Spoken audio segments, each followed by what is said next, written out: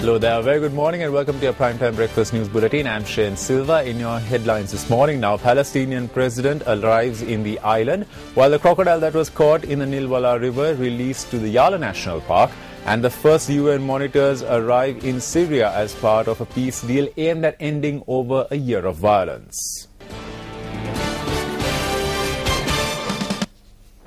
Visiting Palestinian President Mahmoud Abbas is scheduled to meet President Mahinda Rajapaksa this morning. The visiting president is in the country on a two-day official visit and arrived in Sri Lanka last night.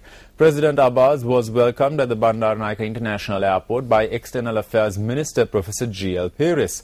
The External Affairs Ministry stated that the visiting head of state will also meet the External Affairs Minister this evening. Mahmoud Abbas is also scheduled to attend a joint media briefing today. The External Affairs Ministry further noted that the Palestinian president will also sign two bilateral agreements during his visit to Sri Lanka.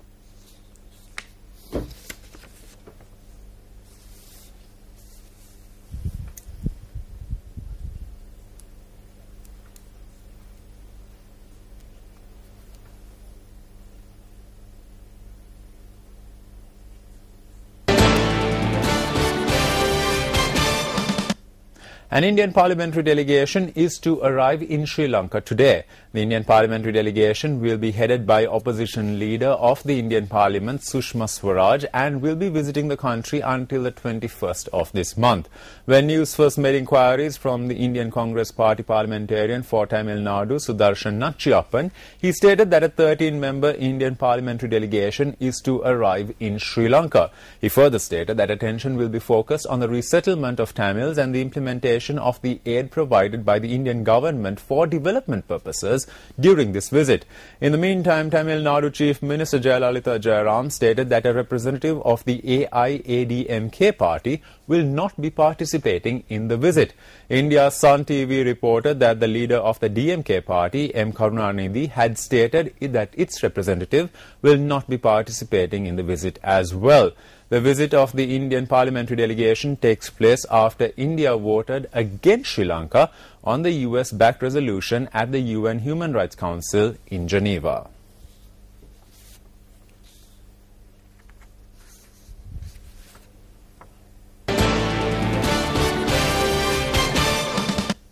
The Wildlife Conservation Department states that steps have been taken to release the crocodile that was caught in the Kudatudwa area along the Nilwala River to the Yala National Park. Assistant Director of the department, Dr. Taraka Prasad, stated that the crocodile was released in the Yala National Park last night.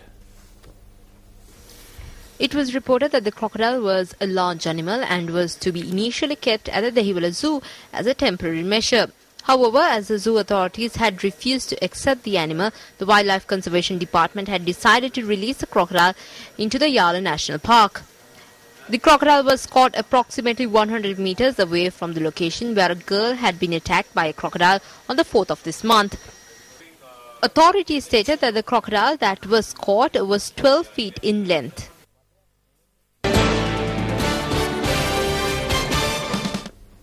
The National Transport Commission states that a special bus service has been implemented to cater to those members of the public who are returning from their hometowns after the Aurudhu holidays. Chairman of the Commission, Roshan Gunawardena, stated that the transport service will be in effect from all the towns of the country. He also pointed out that the public could contact the Commission via the number 1955 in the event of a complaint.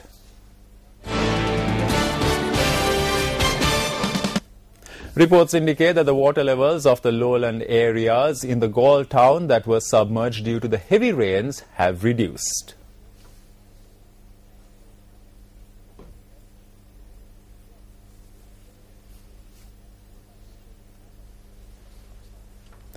It was reported that several lowland areas of the Galle town went underwater during the last showers. Our reporter stated that several areas, including the Dangedara Mawata area, Gaminiwata and the Wakwalla Road, had gone underwater. However, it was reported that the water levels had reduced after the rains had ceased. In the meantime, the Disaster Management Centre stated that 9 houses had been damaged due to the strong winds that were experienced in the Putlam Anmadua area.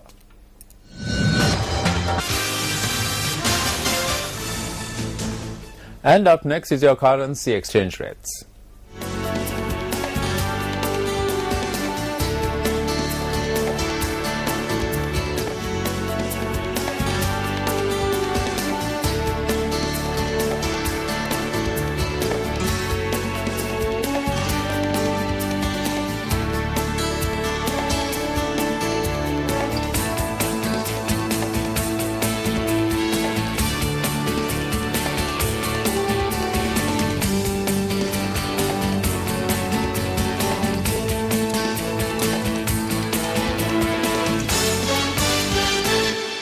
That we wrap up this edition of Primetime Breakfast News. Of course, don't forget to log on to www.newsfirst.lk for the very latest on the world around you. Thanks a lot for joining me. Up next is Good Morning Sri Lanka.